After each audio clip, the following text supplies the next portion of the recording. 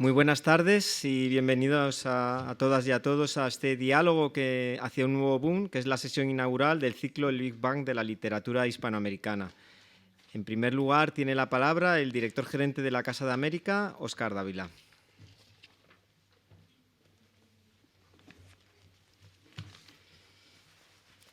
Muy buenas tardes. Quien debería estar aquí es el director general, que por problemas de salud, nada grave, pero le impedía suficiente para impedirle estar aquí. Le hubiera encantado estar en esta sesión inaugural de este ciclo, así que en su nombre transmito a todos pues la más calurosa bienvenida a la Casa de América y a este salón Miguel de Cervantes. Nos encontramos en el salón que en época de sus propietarios, los marqueses de Linares, era el salón de música.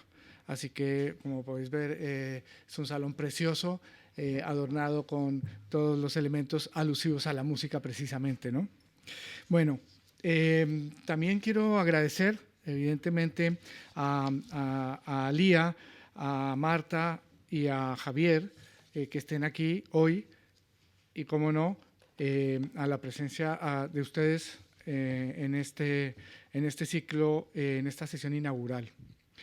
Para nosotros es un gusto esta tarde inaugurar este ciclo que hemos denominado el Big Bang de la literatura hispanoamericana, con este diálogo hacia un nuevo boom, en el que participarán pues, la gran escritora Marta Sanz, la gran escritora Alia Trabuco Serán y el escritor y también periodista Javier Rodríguez Marcos, quien va a hacer la moderación, a quien le agradecemos hacer la moderación esta tarde. Hay que agradecer también a la editorial Lumen y a su editora María Fase la colaboración en esta ocasión de traer esta novela, porque contamos con Alia en Madrid gracias a la editorial. También muchísimas gracias a ellos. En estas 3 décadas de vida institucional de Casa de América, nos hemos planteado siempre como uno de los objetivos más importantes contribuir con la conversación, la promoción y el tejido de redes entre las escritoras y los escritores de uno y otro lado del Atlántico. En esta línea hemos llevado a cabo varios ciclos, entre los cuales se destacan Ciudades Imaginadas, clásicos de la modernidad, del lenguaje al locutorio, el lenguaje de los latinoamericanos en Madrid, dictadores de novelas, novelas de dictadores, la crónica como lenguaje literario, la Fundación de la Literatura Hispanoamericana, para solo mencionar algunos. En este contexto, la Casa de América ha previsto la celebración de varias jornadas dedicadas a lo que hemos nominado como el Big Bang de la literatura hispanoamericana contemporánea. Es decir, la irrupción de una nueva constelación de novelistas, cuentistas y ensayistas latinoamericanas y españolas que bien pueden cambiar el rumbo de nuestras letras en las próximas décadas. El ciclo, el Big Bang de la literatura hispanoamericana, lo hemos previsto desarrollar a lo largo de este año, ya que resulta incuestionable que es uno de los signos de los tiempos, que es la insurgencia de una generación de escritoras hispanoamericanas que solo se puede calificar como extraordinaria, que incluso algunos comparan con el boom de la novela latinoamericana de las décadas del 60 y el 70. En efecto, la aparición y la difusión de un amplio grupo de obras de autoras latinoamericanas y españolas, especialmente en los últimos 10 años, significa no solo la renovación de ese intercambio cultural y editorial entre las dos orillas del territorio de la Mancha, sino también el surgimiento y la consolidación de una generación de escritoras que por sí solas configuran una constelación de la literatura escrita en español. No se trata, por cierto, de literatura feminista o femenina, sino más bien de literatura a secas, en muchos casos de una gran calidad. Una característica principal es que las creaciones y reflexiones que la integran vienen firmadas por mujeres. Ahora bien, este extraordinario fenómeno implica también la recuperación de las obras de escritoras mayores de la lengua, que pertenecen a generaciones anteriores y que por razones ya por todos conocidas se encontraban un poco marginadas u olvidadas, como es el caso de María Luisa Bombal, de Rosario Castellanos, de Elena Garro, de Marbel Moreno, entre otras. Así que con esta pequeña introducción quiero darles la más calurosa bienvenida a nuestro ciclo, del que tenemos una especial ilusión. De nuevo agradecer a este panel que está aquí y que disfruten muchísimo, porque pocas veces vamos a tener la oportunidad de tenerlos a los tres juntos aquí. Así que disfruten muchísimo de esta velada. Muchas gracias por estar aquí.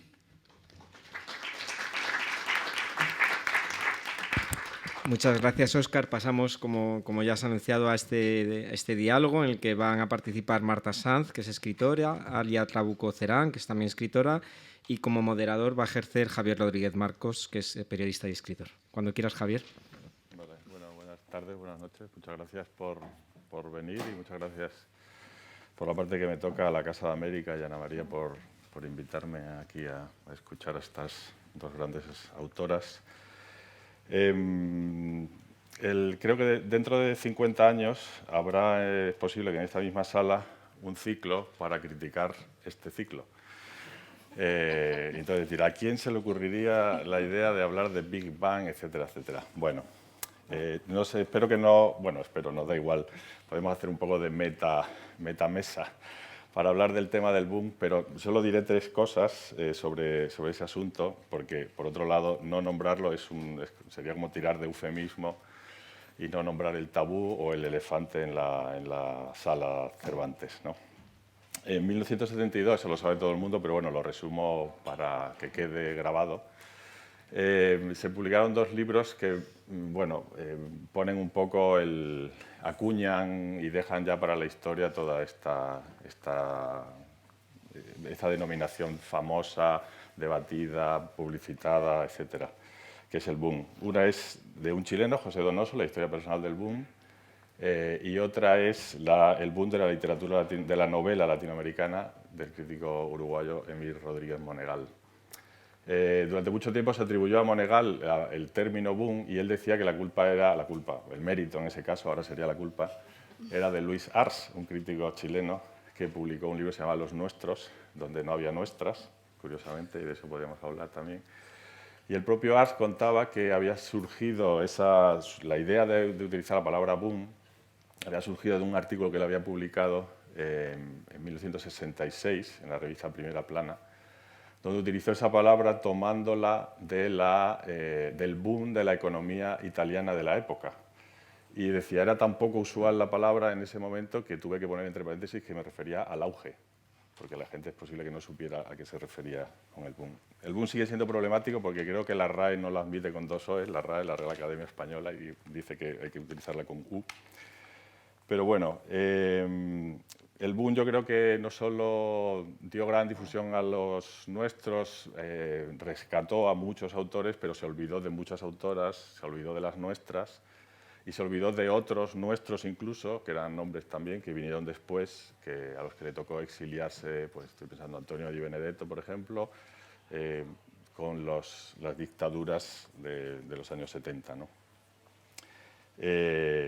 Yo creo que por suerte ahora hay no diría una generación, porque son muchas generaciones de autoras que han encontrado también su lugar, sus lectores, sus lectoras, sus editoriales, que es muy importante, y han empezado a rescatar, como se decía en la presentación, pues autoras como Rosario Castellanos, Elena Garro, María Luisa Bombal o Armonía Somers, por ejemplo, que estuvieron siempre un poco en el olvido. Eso, obviamente, y me gustaría que hablaran un poco tanto Marta Sanz como Elia Trabuco Cerán de esto. No ha sido gratuito, no ha sido rápido, no ha sido fácil. Y esta novela, artefacto, no sé cómo llamarla, de Gabriela Cabezón Cámara, Romance de la Negra Rubia, maravillosa, tiene un momento en el que la narradora dice: cualquier perspectiva es un lugar conseguido. Yo no creo que haya lugar totalmente regalado. se llega a la perspectiva, lo que organiza el relato, y si se puede contar es que algo de bueno habrá ahí donde estás parado. Y si se quiere contar es que algo se está buscando. O sea, esa insistencia que cualquier lugar y cualquier perspectiva es conseguida es importante, porque lo que yo creo, bueno, es una hipótesis, ha habido un cambio de perspectiva y se ha conseguido otro lugar. Para desmentir todo esto y para que dentro de 50 años los filólogos tengan materia para ocuparse, está Marta Sanz, que nació en Madrid en el año 67, pero, bueno, sin pero no, yo tengo la teoría que escribió un libro argentino que se llama Clavícula. Algún día intentaré demostrarlo. Pero bueno, aparte de eso, ganó el premio Ralde con Farándula, es autora de una larga obra narrativa, también poética, reunida en el libro Corpore hace no tanto. Su último libro de narrativa, aunque es una mezcla de cosas de la red de Instagram, es Parte de mí, publicado por Anagrama, como el resto de su obra. También la Enciclopedia Secreta, una recopilación de lecturas feministas, donde hay muchas autoras latinoamericanas. O sea, yo creo que es como escritora y también en su faceta crítica, es una de las españolas que más, y con más atención y con más generosidad y con más crítica también ha estudiado o ha leído la literatura latinoamericana, no solo la actual, sino la anterior. En marzo va a publicar en Anagrama Persianas metálicas bajan de golpe, que luego nos dirá qué es. Y a su lado está Alia Trabuco Cerán, nacida en Chile en el año 83, o sea, tenía 5 años en el 88, en el famoso plebiscito del no a Pinochet, que también es algo que marca la idea de la memoria, la política, en el caso de las dos. Su primer libro, si no tiene ninguno oculto por ahí, es La Resta, del año 2015. En España lo publicó una editorial independiente, de Mi Paz, y la traducción quedó finalista del Man Booker Internacional, que es una historia muy marcada por las distintas voces de jóvenes y por la propia memoria y el pasado de la dictadura chilena. Después, en 2019, publicó Las homicidas, un libro reseñado por Marta Sanz en Babelia, donde se plantea en el libro y en la reseña de la propia Marta la cuestión de las mujeres homicidas, lo que eso supone para el feminismo. En el propio prólogo del libro ya estaba una pequeña disquisición sobre ese asunto, de las mujeres que matan están fuera de la ley, porque matar está fuera de la ley, y porque no está fuera de la ley de lo que se espera de una mujer. En ese libro, que era 4 historias, era algo más, un artefacto estupendo que tiene de todo: archivo, fotografía, relato, primera persona, tercera persona, jerga literaria, jerga del derecho, que es la formación de Alia Trabuco Cerán. Y en el último caso, que era una mujer, y hasta ahí podemos decir, porque no sabemos si era, o no sabemos cómo llamarla, o yo no sabría cómo llamarla, la autora nos dirá ahora: una mujer de la limpieza, una mucama, una criada, una sirvienta, una empleada doméstica, una empleada del hogar, una cuidadora.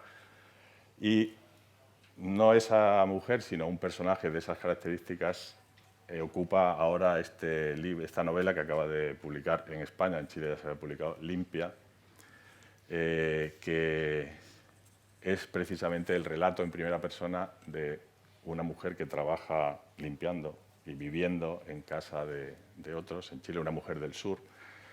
Una novela donde se habla también de todo eso, de los nombres, del espacio, de la casa, las habitaciones de la casa, qué espacio ocupa cada uno, cada una, la familia, el propio Chile, el norte, el sur, todo el rato está esa dialéctica, la propia ciudad, el interior, el exterior, y de una manera soterrada, aunque va tomando mucho protagonismo, termina apareciendo el estallido social de Chile, que al principio aparece como algo un poco retransmitido o en sordina, y va tomando un protagonismo especial en la novela. Lo primero que me gustaría preguntarles es, primero, si tienen algo que alegar al tema del boom, Y segundo, si prefieren evitar el tabú, es qué ha cambiado, cuál es la nueva perspectiva, qué ha pasado, porque el talento estaba, de hecho, una de esas labores es la recuperación del talento oculto de muchas mujeres que tenían una grandísima obra y, bueno, no tuvieron el reconocimiento que merecían. En un reportaje que se publicó en el País sobre la literatura chilena, lo que dice un periodista de lo que dijo un escritor, una escritora hay que tomarlo con cuidado, pero aparecía, lo firmaba Ricardo de Querol en Babelia y se hablaba de la literatura de los hijos, que es otra etiqueta en Chile. Yo incluso he visto aplicado a Alia Trabuco la etiqueta la literatura de la posmemoria. No sé, quizás son demasiadas etiquetas o demasiado pocas. Pero una de las citas de ese reportaje, entrecomillaba unas declaraciones de ella que decía: la diferencia de la literatura de hijos tiene que ver con rescatar otros afectos. Esta generación no aborda el pasado solo desde el homenaje, sino también cuestionando, interpelando. Surge algo más afilado, una aproximación más incómoda que en otras narrativas. Esto lo refería a la literatura chilena, pero no sé si sirve también para la literatura latinoamericana, que también es otra grandilocuencia. En general, hay otros afectos, otros puntos de vista, otros temas, otras voces. ¿Qué hay?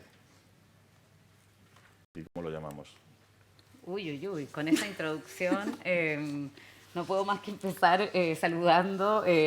Gracias, Javier. Estoy muy contenta también de compartir esta oportunidad de conversación con Marta, a quien he leído hace muchos años y admiro mucho, así que me tiene muy contenta esta posibilidad, y a Ana María y a Casa América por la invitación y por la provocación. Eso. Porque vamos, digamos las cosas como son, el elefante o las elefantas, ya que estamos con el tema del género en la habitación, tienen que ver con cómo nombrarnos en este periodo en que parece haber una mayor proliferación de autorías femeninas que en otros momentos, y qué es eso, ¿no? Y por qué conviene o no conviene compararlo con el famoso boom, cuando hoy día se habla del boom de la cerveza artesanal o del boom, o sea, el boom es una palabra que está publicitariamente es ubicua. Entonces, bueno, verla aplicada a la literatura a mí y a muchas escritoras creo que nos genera distintos grados de incomodidad. Así que yo empezaría por ahí a tratar de hilar fino o lo más fino que podamos en este ratito en torno a las incomodidades que genera eso y los porqué de esa incomodidad. Y yo creo que lo primero ineludible es por más que se diga no estamos hablando de mujeres escritoras, sí están hablando de mujeres escritoras, ¿no? Y por qué conviene o no conviene hacer eso. Y entonces yo quisiera hacer como una reflexión donde voy a ir primero a decir por qué no y luego decir y sin embargo, ¿no? El por qué no volvamos a las palabras, ¿no? Si se dice literatura escrita por mujeres, y ese es un lado de una dicotomía, literatura escrita por mujeres o literatura femenina, ¿qué hay al otro lado? ¿No? Esa es la pregunta. ¿Es la literatura escrita por hombres? Porque esa categoría no existe. Entonces lo que hay al otro lado es la literatura a secas, ¿no? Entonces, ¿cuál es el problema de generar esta categoría por separado que en el fondo deja la otra categoría intacta, ¿no? Y eso va generando un ámbito de separación donde nos quedamos las mujeres discutiendo con las mujeres, en mesas de mujeres sobre mujeres, mientras que en las mesas paralelas se sigue discutiendo de la literatura, y eso es algo que creo que a muchas nos ha preocupado desde un comienzo. No soy yo ni la primera en descubrirlo ni en decirlo, ya era Simone de Beauvoir la que decía, de un lado están las mujeres, del otro lado lo neutro, y acá estamos en este problema, ¿no? Lo neutro como masculino, por supuesto. Entonces es como algo que es, por supuesto, problemático. Y segundo, y esto es algo que escribió y está aquí querida amiga y gran escritora Lina Meruane en una columna que sacó hace varios años ya en El Buen Salvaje, problematizando el concepto de lo latinoamericano que queda, volviendo a las balanzas, ¿no? De un lado toda América Latina, ¿no? Un continente con sus múltiples castellanos y sus millones de habitantes, y del otro lado España, ¿no? Como una perspectiva que también tiene componentes coloniales que hay que también problematizar. Entonces, son muchos los riesgos, y ahora viene el y sin embargo, ¿no? Y sin embargo, y ahí hay un artículo que recomiendo leer porque recopila varias de las opiniones en torno a esto de Leila Guerriero, que salió en la revista Lengua hace un tiempo, que está en 3 partes, donde dice, ella lo titula como Algo está pasando, ¿no? Para eludir boom, eludir latinoamericano, eludir mujeres, entonces es este algo. Y sobre eso, ese algo yo creo que tiene razón, que algo está pasando, que es innegable, y por qué ese algo es positivo, y yo creo que lo es, primero porque es un producto de los fenómenos políticos que hemos estado viviendo en las últimas décadas que tienen que ver con el feminismo. Esto no sale de la nada, es una preocupación de las corrientes feministas y podemos indagar un poco más sobre eso. Y segundo, y pensaba en esto, porque hay varios artículos que recogen el discurso de Cristina Peri Rossi, donde ella habla de una especie de escena constitutiva de lectura donde cuenta que tenía un tío, que era un gran lector, muy querido, pero un tío a la vez muy machista, que tenía una biblioteca a la que ella acudía permanentemente a buscar libros. Y en determinado momento el tío le dice, ¿tú te has fijado cuántas escritoras hay aquí en la biblioteca? Y ella dice, sí, 3, ¿no? Virginia Woolf, Alfonsina Storni, ¿no? Y Safo. ¿Y tú sabes cómo murieron? Le dice el tío. Se suicidaron. Bueno, entonces tu respuesta, le dice a Cristina Peri Rossi, es que o no hay escritoras o las escritoras se suicidan, ¿no? Entonces hago como un adelanto el tiempo, a los próximos, en 50 años dijiste que iban a estar revisando esto, bueno, seres del futuro, este es el momento para preguntarse si en unas décadas más esa otra determinada adolescente que está buscando en nuestras bibliotecas va a acceder a todo otro tipo de autorías y de literaturas que le va a hacer a ella pensar, hay escritores y escritoras que se suicidan, ¿no? Pero sobre todo hay escritores y escritoras, ¿no? Y todo lo que hay entre medio con la letra E, ¿no? Y que no cae en esas dicotomías. Así que eso como para lanzar y hablar directamente de las elefantas y elefantes en la habitación y no hacer como que no están ahí, ¿no? Bueno, buenas tardes a todo el mundo. Muchas gracias por haber venido. Yo estoy muy contenta de estar en esta mesa con Alia, a quien no veía exactamente, creo que desde el año 2015.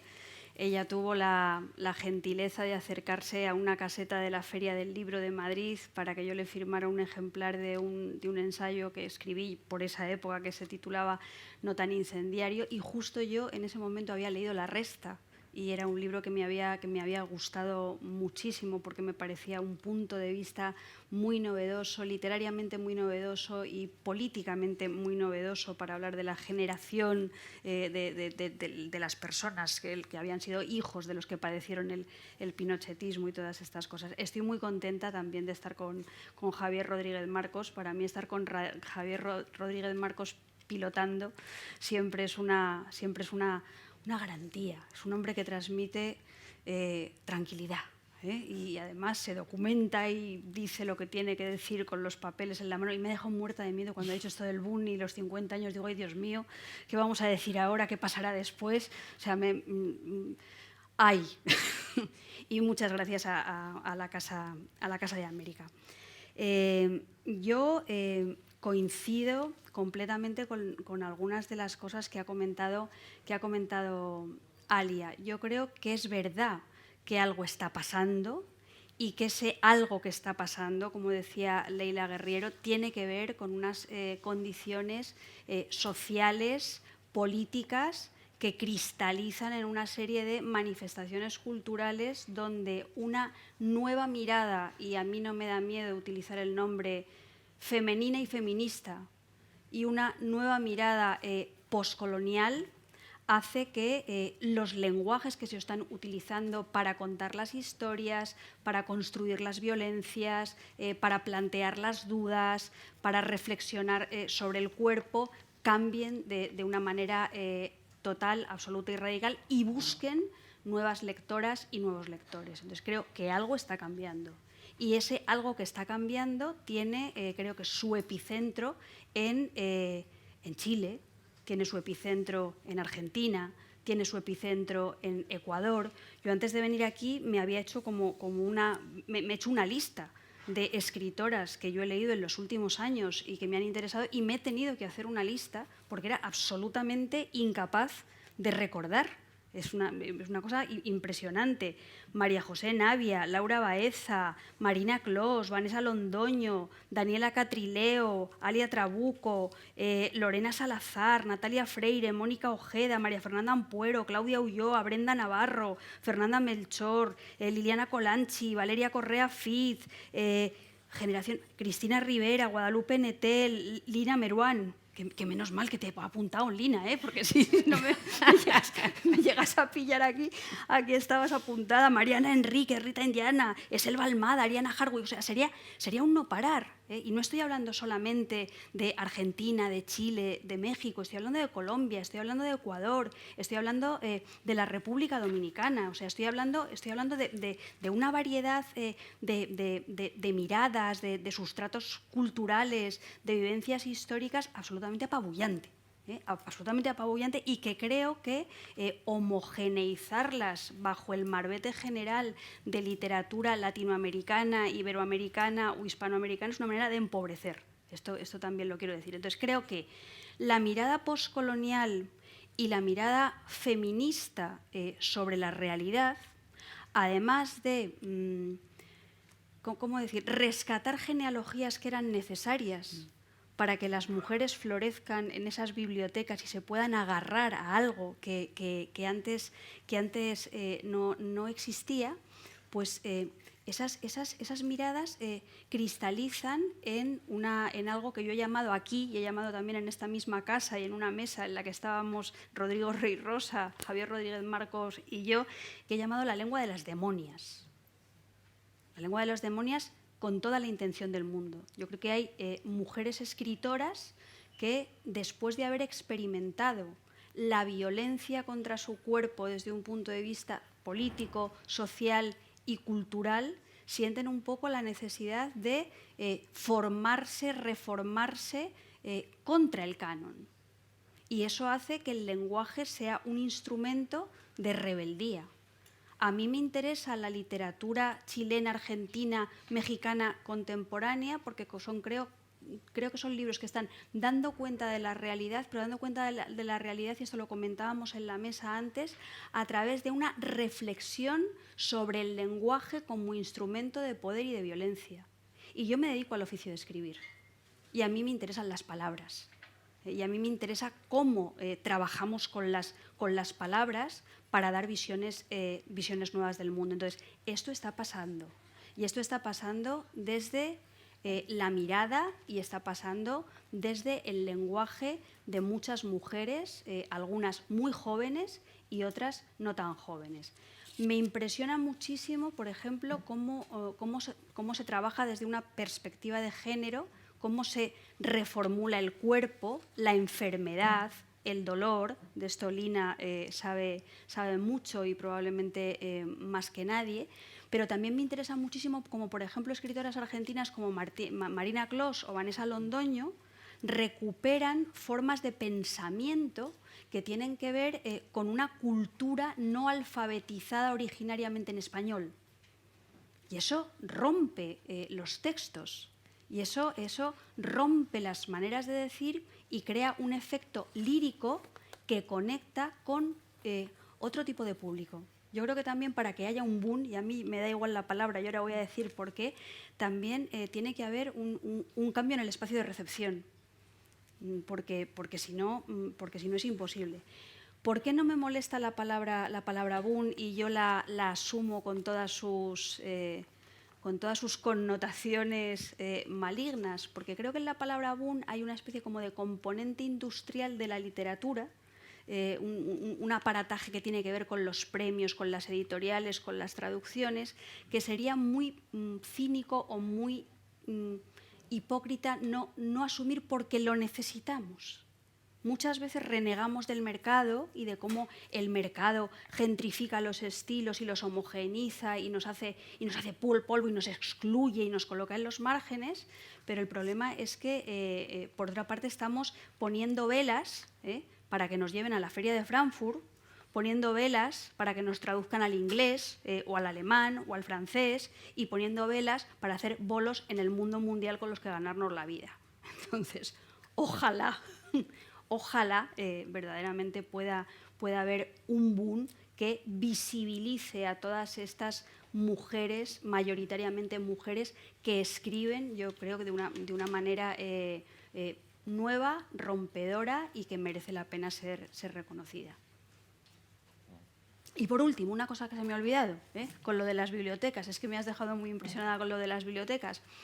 Ayer recibí un artículo que habían escrito un profesor y una profesora de antropología de la Universidad de Huelva y de la Universidad de Extremadura sobre la lección de anatomía.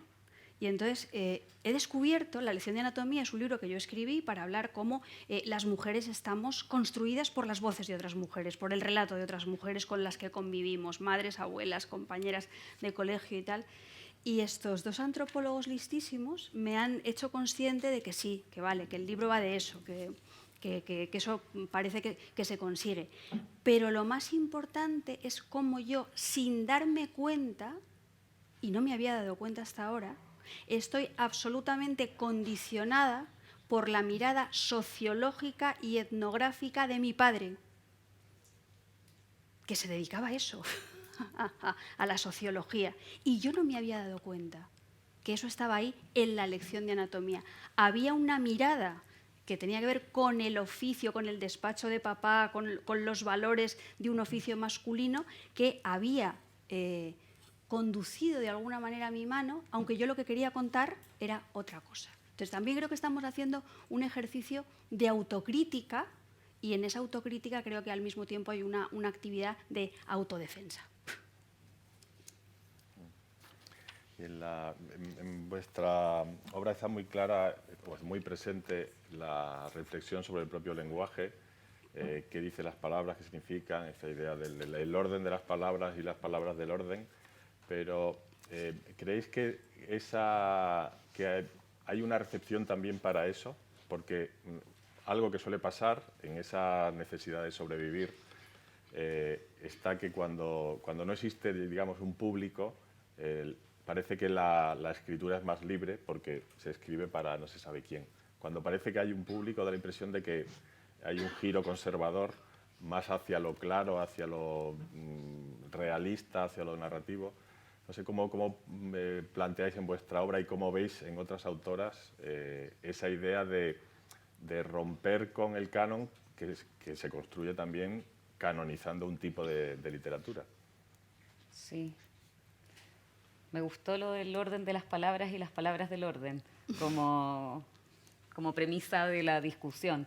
Yo creo que hay algo con el para quién se escribe que es una pregunta que tal vez es necesariamente muy subjetiva y que habrá quienes están escribiendo con una multitud en su habitación y habrá quienes, pese a que está la multitud, seguirán escribiendo solas, ¿no? Y yo creo que no necesariamente es siempre la misma respuesta y que no necesariamente el camino es siempre el mismo. Hay libros que pueden ser muy, creo, traslúcidos en apariencia y que sin embargo tienen suficientes capas como para permitir diferentes interpretaciones del orden de las palabras y de las palabras del orden. Entonces creo que no es una discusión tan clara en términos de que también puede haber libros tremendamente complejos o incluso más crípticos, ¿no? O muy barrocos, por ejemplo, libros muy barrocos que alcanzan grandes públicos y libros muy simples que no lo hacen, ¿no? Aparentemente simples. Entonces creo que hay algo ahí como más difícil de categorizar, pese a que, por supuesto, esa presión de editorial, o sea, esto va sin ingenuidad también, es la presión editorial y la presión del planeta en el que estamos y del mundo editorial en el que navegamos, indudablemente está ahí. También quería como comentar algunas de las cosas que mencionaba muy lúcidamente Marta. Y pensaba, y he pensado mucho también en el último tiempo en esto, que es lo que se denomina la labor de rescate, ¿no? Y que creo que muchas escritoras de nuestra generación, del presente, están muy conscientes de que por más que se utilice la etiqueta nuevas, porque cómo se utiliza nuevas escritoras, siempre está la novedad, ¿no? Creo que hay una conciencia transversal de que no hay novedad, en el sentido, no en el sentido del que estaba hablando Marta, que coincido que ese algo está pasando, sino en el sentido de que hubo muchísimas otras escritoras en nuestra genealogía. Y está muy presente a nivel de, diría, autorías, el ejercicio de rescate, que es un ejercicio de rescate horizontal, o sea, de decir, a ver, conmigo vienen todas estas escritoras también y no soy yo la única la elegida, que era lo que ocurría en otras épocas, ¿no? Como esta va a ser la única escritora elegida entre los escritores, ¿no? Y por otro lado, de mirar hacia atrás y decir, a ver, cada una de nuestras escrituras también se ha nutrido de un contracanon que ya venía ocurriendo, ¿no? y que intenta ser una y otra vez borrado. Pensaba en Marina Clos y en su vínculo con Sara Gallardo, por ejemplo, ¿no? Ahí están, o sea, ahí están esas otras hablas no alfabetizadas, ¿no? En una tradición donde Sara Gallardo es una extraordinaria escritora, ya la había trabajado increíblemente bien y la retoma, ¿no? Entonces, como que ese tipo de ejercicios me parece una cuestión que está muy presente y que creo que también obedece y esto es algo también que a mí me parece muy interesante, cuánto de esto se vincula con los movimientos feministas del presente, pensarlo, me parece importante pensarlo hondamente, porque los feminismos del presente también están teniendo una preocupación muy grande por la representación. No solo la representación política, que era lo que podríamos hablar de la primera ola feminista y del derecho a elegir y ser elegida, que es una cuestión de representación, sino la representación en las producciones culturales, ¿no? El aparecer. Entonces me parece que una cuestión va de la mano con la otra, ¿no? y que la literatura es parte de este sistema, de estas discusiones y que me parece que esto del rescate, ¿no? que es un rescate crítico, que es un rescate editorial, que es un rescate de las autoras, está teniendo también un efecto de volver a visibilizar ese contracanon, de hacernos parte, pero también, y ojalá, y esto es de nuevo ahí tiro para la piedra para el futuro, ojalá también transformar la idea de canon, ¿no? y que eso también vaya temblando. Yo lo primero que quiero comentar es lo del tema de la novedad. La novedad es peligrosísima porque te hace vieja rapidito. O sea, de repente, y además al ritmo al que van los tiempos, a esta velocidad vertiginosa, yo ya me veo con cachava y no tengo edad para verme con cachava, pero yo ya me veo así. O sea, quiero decir, yo ya me veo en el lugar de los yogures caducados. Menos mal que me he enterado que es mentira, que no caducan, que eso es falso y que eso es una estrategia publicitaria, que tiene que ver mucho también con el rótulo de la novedad. Enlazando con lo que estaba preguntando Javier, esa para mí como escritora es una de mis máximas preocupaciones, ¿no? Cómo al mismo tiempo que tú estás reflexionando sobre la realidad a través del lenguaje y sobre el lenguaje a través de la realidad y eso, pues extrañando las palabras para ver si por detrás del misterio se puede ver la herida o se puede ver el placer y todas estas cosas que nos pasan a las personas que tenemos formación poética y somos muy letraheridas y muy librescas. Bueno, pues cuando tú quieres experimentar, y en esa experimentación lingüística hay también una dimensión política, porque yo parto de la base de que la literatura, el fondo y la forma son indisolubles, y cuando estoy experimentando con el lenguaje, de alguna manera puedo estar metiendo el dedo en el ojo a aspectos turbios de la realidad. Las metáforas del ojo me van a salir todo el rato, Lina, sin parar. Bueno, pues sé que cuando estoy haciendo eso, me estoy convirtiendo en gran medida en una escritora elitista. Porque sé que hay a una gran parte de los lectores y de las lectoras a los que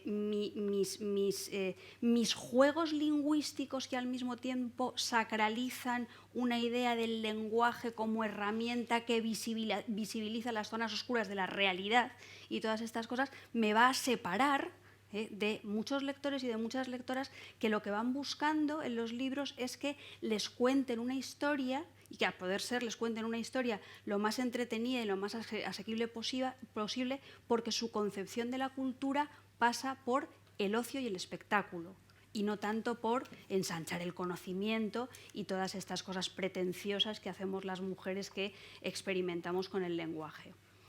¿Qué es lo que últimamente creo que nos salva un poco de esa separación inasumible y que es muy traumática para muchas de nosotras y también para muchos escritores? Pues precisamente lo que ha dicho Alia, que yo creo que la mirada feminista nos ha hecho muy conscientes de los problemas de representación, es decir, cómo la historia de la literatura y del arte ha representado a la mujer y el cuerpo de la mujer y la violencia que se ejercía contra el cuerpo de una mujer de un modo dañino. Y sobre esto se está haciendo pedagogía. Se está haciendo pedagogía cultural y se está haciendo pedagogía lingüística. Y con esto estamos llegando a un sector mucho más amplio de la población que se hace consciente de que a lo mejor romper el lenguaje no es algo tan gafapasta. Y romper el lenguaje es algo que genera una conmoción necesaria para instaurar el caos en el orden. Porque yo creo que hay libros que pueden crear el caos en un orden injusto, igual que hay otros libros que sirven para intentar apaciguar el dolor y apaciguar el caos a través de una apariencia fantástica del orden que puede crear la literatura, la estética. Pero creo que esa nueva mirada de las mujeres jóvenes sobre cómo las maneras de decir, las maneras de nombrar, las maneras de representar el cuerpo, la enfermedad, la sexualidad de las mujeres nos han hecho daño, esa conciencia, que es una conciencia política, repercute en la posibilidad de que los experimentos lingüísticos no sean solamente experimentos con refresco de cola, sino que nos amplíen un poco el camino, nos amplíen un poco las maneras de hacer. Yo al menos tengo esa esperanza. Y luego también yo parto de la base, claro, estamos en un proceso de construcción de referentes culturales que nos hacen daño, pero yo a esto ya lo digo allá donde voy. Yo estoy en contra de la cancelación y creo que esto es pertinente decirlo en este momento. Estoy en contra de la cancelación en la medida en la que yo siento que cada vez que un escritor que yo he leído, por muy pernicioso que pueda llegar a ser, es cancelado, yo siento que me cortan un dedo. Los escritores están dentro de mí y últimamente utilizo la misma metáfora. Sade está en mi coxis y Nabokov en mis tobillos y en mi garganta ha venido Pere Galdós. Y podré hacer una lectura crítica y podré hacer una lectura deconstructiva, pero creo que el tachado no vale para nada, porque además el tachado al final en lo que repercute es en que nosotras mismas nos estamos autolesionando de otra manera. Ahí sí quería comentar algo porque me gustó mucho. Primero, antes de la cancelación, me gustó mucho el concepto de pedagogía cultural que estabas usando, Marta, que tiene que ver con algo que sobre lo que yo reflexioné mucho en Las homicidas, que es que ahí, bueno, como en mi pasado, por más renegada que esté de abogada, ahí está, ¿no? Una conciencia enorme del poder que puede tener cierto tipo de lenguaje. En el caso del derecho, el derecho tiene un poder enorme porque va acompañado del uso de la fuerza y del monopolio del uso de la fuerza, ¿no? Y eso impone sobre los cuerpos un grado de poder que tienen las palabras que la literatura, por fortuna, no tiene. Pero la literatura, por otro lado, muchas veces se califica como este lenguaje que es inofensivo, ¿no? Y por el contrario, no solamente no es inofensivo, sino que a través de la literatura se ha emprendido esta pedagogía cultural, como la llamó Marta,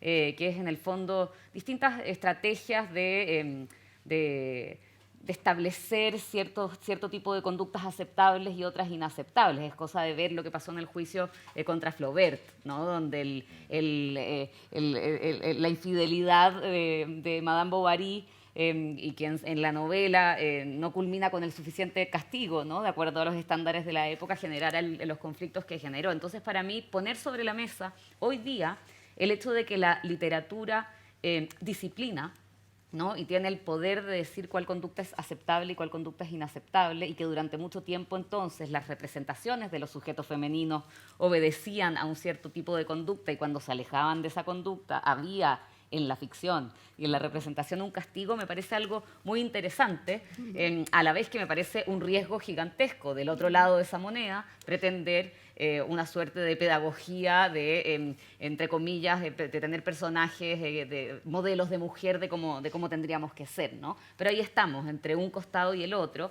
y la literatura, por suerte, se mueve en zonas grises mucho más interesantes, y es necesario, eso sí, me parece, quitarnos esta idea ingenua, ¿no? que creo que prima mucho en la literatura, de que la literatura no tiene ese poder, porque ¿cómo lo tiene? ¿No? Muy fuertemente.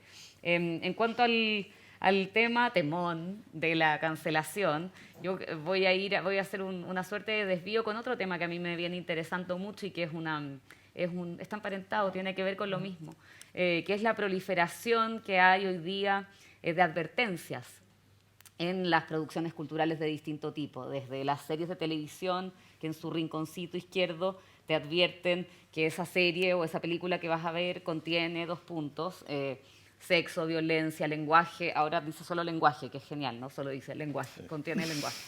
Eso es como una advertencia. Menos mal. Exacto. Menos mal. Por favor, fíjense que eso es lo que dice. Bueno, ese tipo de advertencias que están muy presentes en esta forma de consumo audiovisual, pero que en el mundo anglosajón han ido ingresando fuertemente al terreno literario, ¿no? Como literatura a la que hay que advertir de antemano que puede producir cosas, ¿no?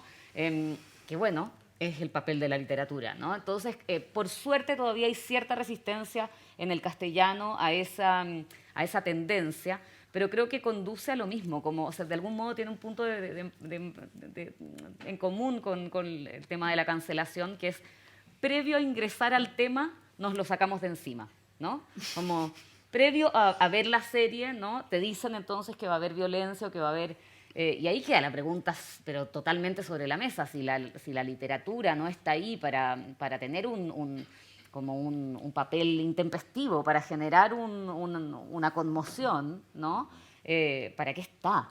Y eso sabiendo que, por otro lado, porque siempre todo tiene un lado más complejo, hay situaciones muy concretas que sí es preciso atender, digamos, pero son minoritarias, menores, creo, en términos de cantidad, y que el efecto de estas advertencias es bastante grave, ¿no? Y que termina siendo un efecto parecido a cancelar el debate antes de poder tener el debate, ¿no? Y lo que está pasando mucho es que no estamos teniendo los debates que deberíamos estar teniendo sobre distintas materias.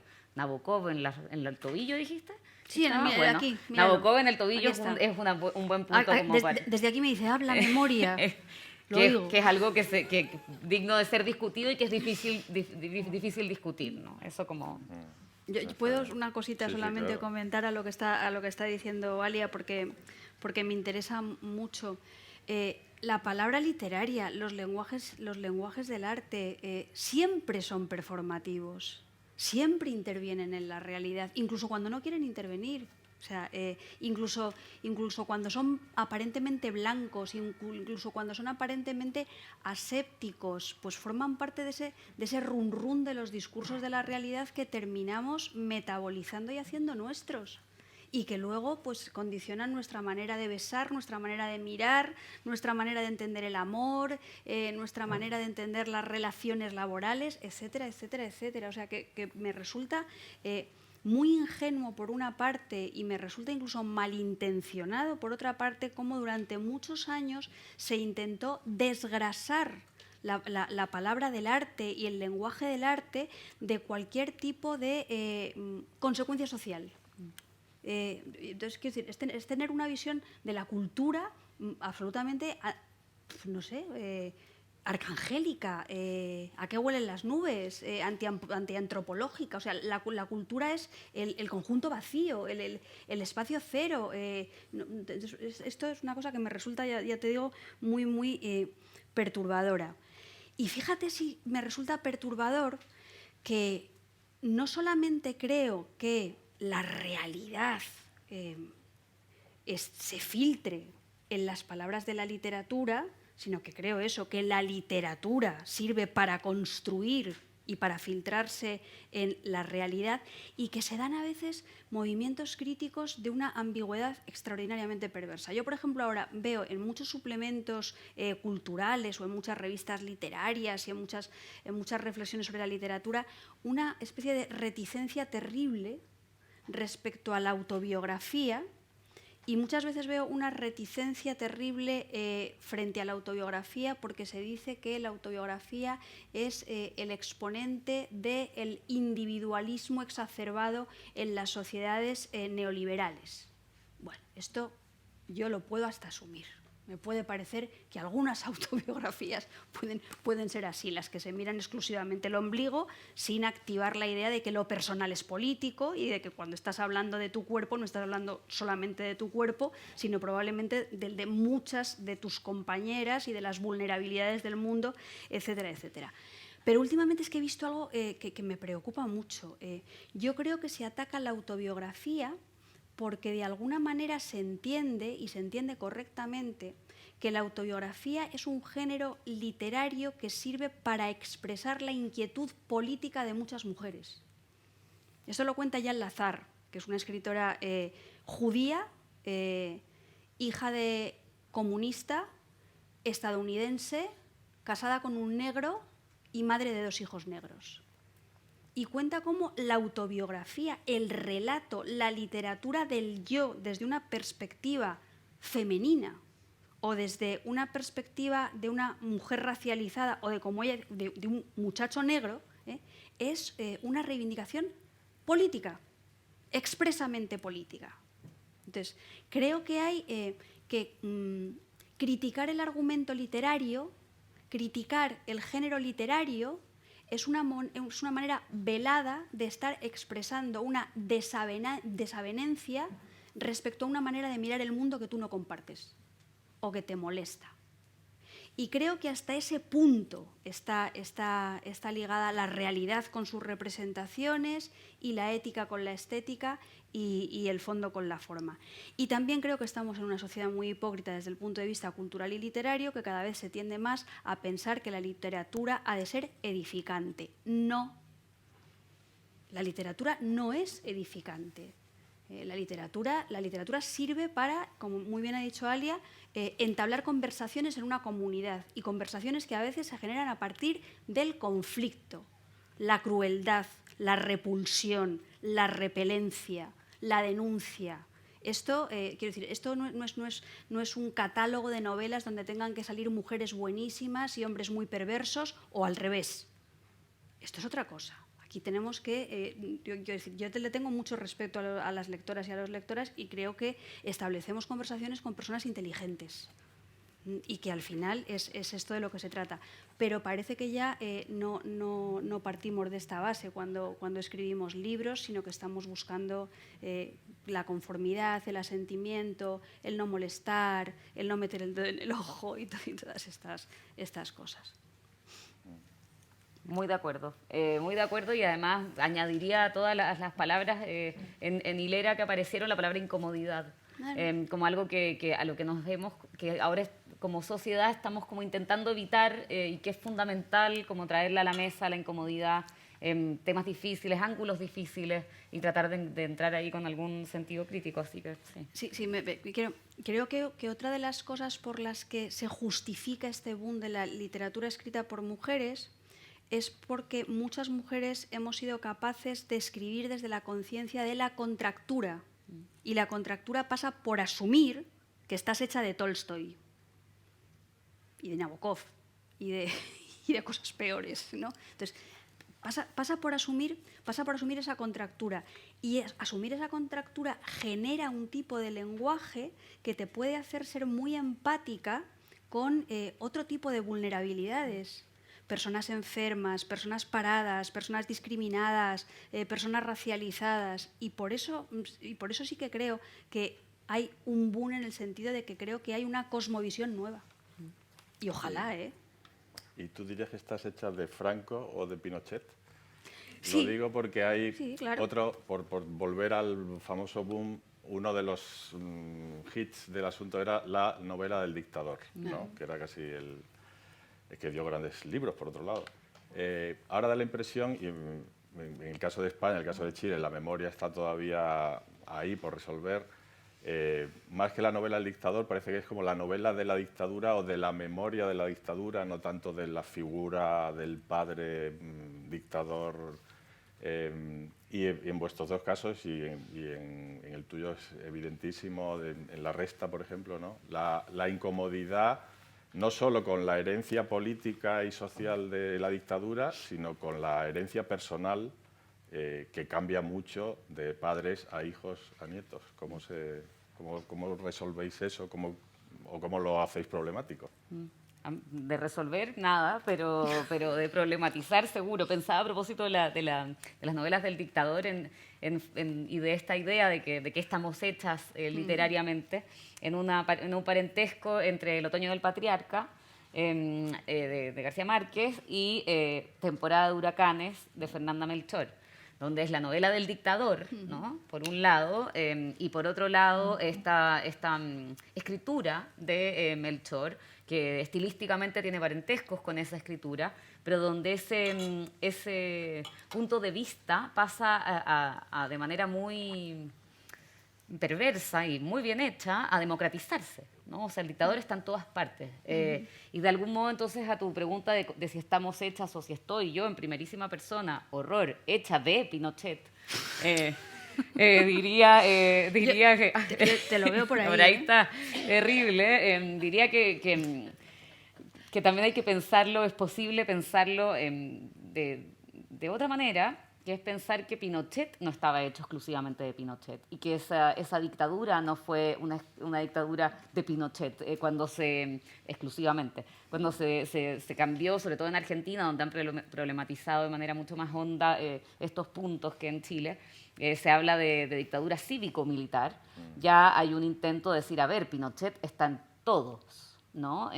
Yo recuerdo un momento en que estaba haciendo mi investigación de archivo para las homicidas, o sea, nada que ver, entre comillas, con el tema de La Resta, y para intentar encontrar los archivos que era de un caso ni siquiera era un caso cercano a los años 70. Estaba buscando los materiales de un caso de los años 20.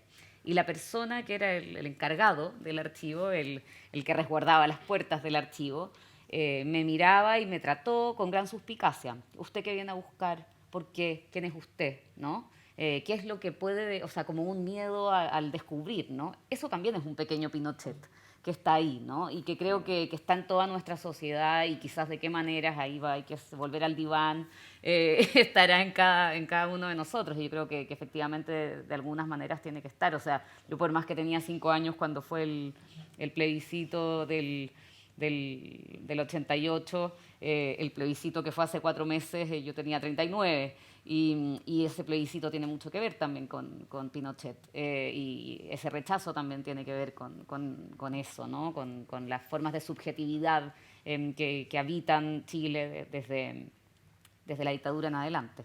Entonces, es terrible, pero sí, ahí está, ¿no? Yo... O sea, yo siento también, si tengo a Tolstoy dentro, ¿cómo no voy a tener a Franco? Franco vive dentro de mí a partir de todas, claro, a partir de todas mis represiones sexuales, mi conciencia del cuerpo, que de alguna manera en mi conciencia del cuerpo cuaja la mirada de mi madre como alumna de un colegio de monjas ultra represivo. Eso está ahí. De hecho, Franco luego se metamorfosea de otra manera en ciertas posturas culturales en la transición que también están dentro de mí y que yo noto cómo me ahogan por dentro. Pero lo que me ha dejado horrorizada es esto que ha dicho Alia, de que Pinochet no está solo hecho de Pinochet. Claro, tienes razón, pero me has dado mucho miedo.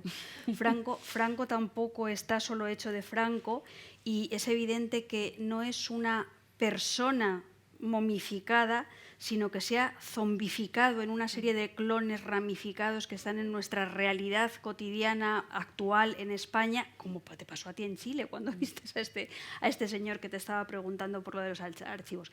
Y esto me lleva otra vez al asunto de los géneros literarios, porque yo creo que las dictaduras, desde la mirada de este nuevo boom altamente feminizado, en lo que se trabajan a partir de la literatura de terror.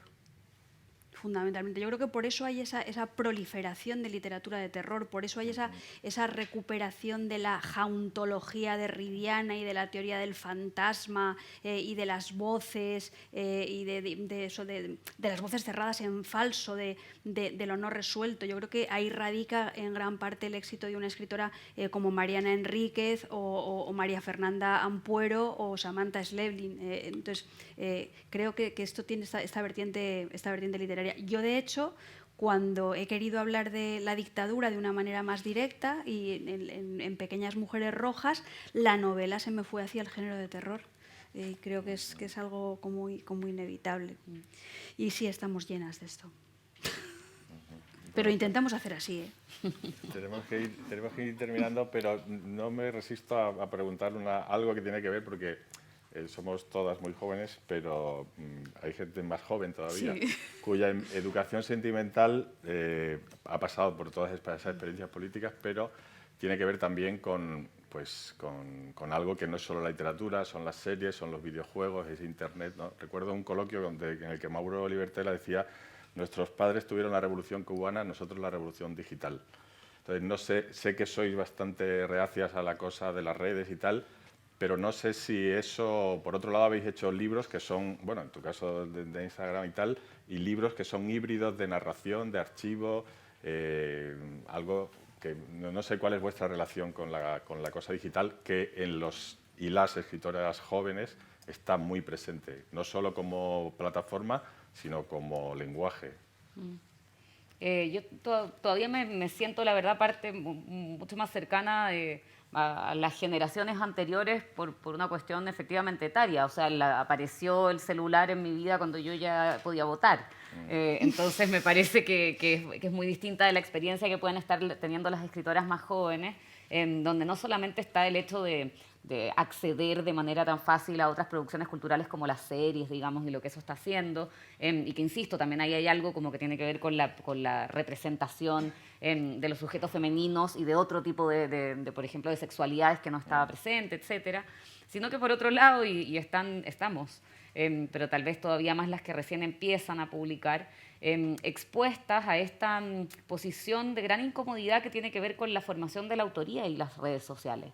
Que es cómo aparecer, ¿no? Que tal vez era algo que antes quedaba un poco menos, un poco más fuera del control, o el aparente control de cada uno, cada una, y que ahora ahí está, ¿no? Con ciertas presiones de tener determinadas redes sociales, de aparecer o no publicitando ciertas cuestiones, ¿no? Y que me parece que tensiona la autoría las autorías de una manera que hay que...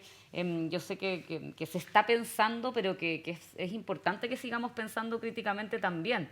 En qué medida ahí hay un espacio de libertad, por un lado, de a ver, me construyo de determinada manera y no como me va a decir, como me va a catalogar un cierto diario con cierto perfil. Hay ahí un gesto de poder. A mí me parece importante también establecerlo de esa manera. Pero por otro lado, ¿no? Está el riesgo gigantesco de la propia máquina de publicidad en que se puede transformar eso, de una suerte de vaciamiento. Entonces ahí, volviendo a esto de que todo tiene un A y todo tiene un B, en esta conversación efectivamente hay una cuestión que yo veo que me parece incómoda, esa relación con las redes. Yo siento una incomodidad en relación con mi...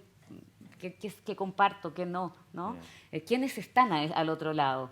Es algo que me genera cierta incomodidad, cierta perplejidad por momentos, y que veo que otras personas manejan con mayor fluidez y que otras personas, por otro lado, están totalmente capturadas. Entonces creo que ahí estamos, ¿no? Y eso también ha ingresado en las literaturas como en su... no sé, las pantallas y todo lo que aparece simplemente como se escribe reflejos de la realidad. Y eso ya creo que atraviesa distintas generaciones. En tu caso, Marta, Franco, Instagram, parte de ti.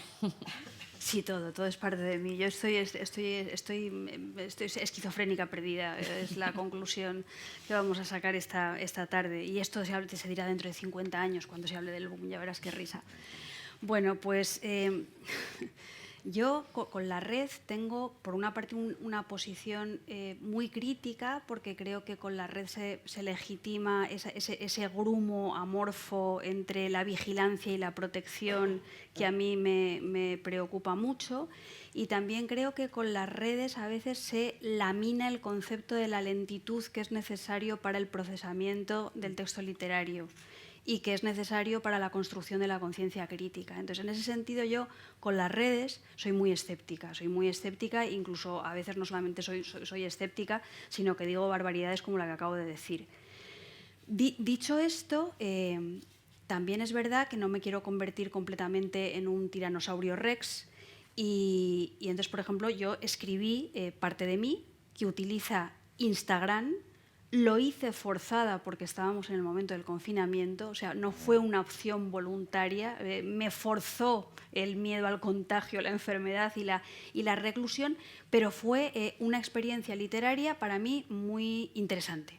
O sea, poder combinar la imagen con la palabra, hacer parodia a los códigos de Instagram, a la fotogenia de Instagram, poder contrastar una vitalidad y una alegría genuina con una vitalidad y una alegría impostada, que es una pose que se da en las redes. Para mí fue un experimento interesantísimo y además tengo que decir que conocí a gente encantadora. Y tuve cierta sensación de interactividad que me pareció muy estimulante y que me hizo perder prevenciones, aunque no he perdido todavía esta de la construcción de la conciencia crítica y la lentitud y la necesidad de leer despacio. Pero en mi vocación de no convertirme completamente, como os decía, en un tiranosaurio rex, pues por ejemplo ahora yo he descubierto una escritora jovencísima que se llama Merjen Elmedati, que ha escrito un libro que se llama Supersaurio, publicado por la editorial Blackie Books, que sale de un fenómeno de redes internet que es el fanfiction, que yo tengo que reconocer que ni sabía lo que era el fanfiction, ni idea de lo que era el fanfiction. Pero bueno, resulta que esta mujer escribe sus fanfiction y tal y es captada por Jorge de Cascante, de Blackie Books, que le plantea escribir un libro sobre su experiencia laboral. Y de repente una mujer súper joven, cuya experiencia con la escritura se reduce a las historietas del fanfiction, se convierte, desde mi punto de vista, en una de las novelistas sociales más interesantes de España. Entonces, pues mira, creo que hay veces que podemos, pese a todas las reticencias, encontrar soluciones inteligentes y lúcidas en muchos lados. Entonces, estoy últimamente escuchando. Escucho. Muy bien. No solo a Franco. Me escuchan. Y a Nabokov. Ni a Nabokov, escucho otras cosas. Me escuchan es la palabra, la primera línea de la novela de alguien. Nabokov. Me escucha o alguien me escucha, me oyen. Bueno, vamos a terminar, pero me gustaría para los filólogos y filólogues de 2073 y para la gente que está viendo esto, multitud, que recomendaseis un libro del siglo XX y del siglo XXI, o del siglo XXI y del siglo que os dé la gana, que merezca la pena rescatar, canonizar o descanonizar o algo así, algo que nos permita hacer los deberes. Madre mía, yo del siglo XX me encantaría rescatar, en España creo que ha sido rescatado, pero no sé si tanto en otros lugares, a dos escritoras españolas del siglo XX que me parecen fundamentales. Por una parte a Luisa Carnés con su Tea Rooms, que creo que es una escritora de una exigencia literaria completamente radical y al mismo tiempo intrépida en su compromiso y en su militancia política. Y también quiero reivindicar a Concha Alós, que Concha Alós escribió un libro que se llamaba Los enanos, con el que, por cierto, ganó el premio Planeta. en pleno franquismo, cosa insólita, que luego parece que desapareció del mapa, y que es una crítica, evidentemente, a la sociedad franquista. Esto todo es culpa de Javier, que nos ha hecho tener a Franco y a Pinochet aquí presentes todo el rato. Pero sobre todo es una visión de la pobreza, la precariedad y la represión, no como un lugar en el que todos sus miembros son solidarios con el resto de los miembros, sino como eso pudre también. Cómo estar en el lado malo de la vida a veces te convierte en alguien mezquino y podrido, porque tienes mucho miedo a perder tu espacio. Y del siglo XXI, entre los nombres que os he dicho, a mí me interesa muchísimo la narrativa de Marina Clos. Me interesa muchísimo Lina Meruán, que es una joya que está aquí en persona personalmente, y a mí me gusta mucho Nona Fernández, ¿de acuerdo? O sea, a mí Mapocho me parece uno de los grandes libros para hablar precisamente de esos fantasmas y utilizar el género de terror desde esa perspectiva política que al mismo tiempo es altamente literaria. Y Alia Trabuco, Las homicidas. Bueno. Sí. Antes de viajar a España y a otras cositas en las que he estado, en la propuesta de esta mesa estaba esta palabra, ¿no? La palabra de rescatar. No podría llegar a utilizar esa palabra para referirme a María Luisa Bombal, porque está archirrescatada, y sin embargo, ya que tiraste esta cifra al 2073, que encima ya pensé que era el centenario del golpe de Estado, porque Pinochet está acá, ¿no? Así que, ya que estamos en los 50 este año, estaremos en los 100. Y había pensado que hay algo que hemos hecho acá, por suerte con mucho más sentido, con mucha más profundidad, que es que a veces arrojamos nombres sobre la mesa sin referirnos como tan profundamente a los libros en sí, ¿no? Y decimos Bombal y pensando en eso, me releí La Amortajada justo antes de venir, que es un libro que he leído varias veces, y dije, voy a leer aquí, en Casa América, el primer párrafo de La Amortajada. Para los lectores que estén acá que no la hayan leído, las lectoras que nos estén escuchando y las del 2073. Y que no se haya suicidado nadie. No hay suicidio aquí presente. Hay intentos de asesinato, pero eso es otro tipo de cosa, digamos. una cosa por el costado. Y luego que hubo anochecido, se le entreabrieron los ojos. Un poco, muy poco. Era como si quisiera mirar escondida detrás de sus largas pestañas. A la llama de los altos cirios, cuantos la velaban se inclinaron entonces para observar la limpieza y la transparencia de aquella franja de pupila que la muerte no había logrado empañar. Respetuosamente maravillados se inclinaban, sin saber que ella los veía, porque ella veía, sentía. Así empieza esta novela, y yo pensaba en esa apertura del ojo. Está Lina acá a propósito de las metáforas del ojo, ¿no? También trabajadas en su extraordinaria novela, Lectores en 2073, Sangre en el ojo. Y acá está esta apertura del ojo que yo también pensaba como otra posibilidad de otro punto de vista, ¿no? De estos otros puntos de vista que, como decías al principio, se conquistan, que se han ido conquistando a punta de política, a punta de movimientos sociales y no a punta de magia, ¿no? Así que recordarla más que rescatarla a Bombal, y pensando en el siglo XXI, y ya la mencioné, pero la voy a subrayar, la escritura indómita de Fernanda Melchor, que me parece una escritora mexicana extraordinaria que vale mucho la pena revisar en su ficción y en su no ficción. Muy bien, bueno, muchísimas gracias, un gusto. Esto daría para más, nos pueden volver a invitar en la Casa América, y vendremos otra vez a hablar de género, pero también de raza, de clase social, que está muy presente en toda esa política, y aunque el ojo es una de las principales víctimas de la represión, y en Chile hay bastante de esto, o ha habido, muchísimas gracias. María Moreno, la escritora argentina, cuando decían las mujeres deben tomar las cátedras, ella decía también, y las tabernas. Sí. Pues bueno, quizá podemos ir a tomar unas cervezas, y muchísimas gracias por haber venido. No, gracias, Javier. Muchas gracias.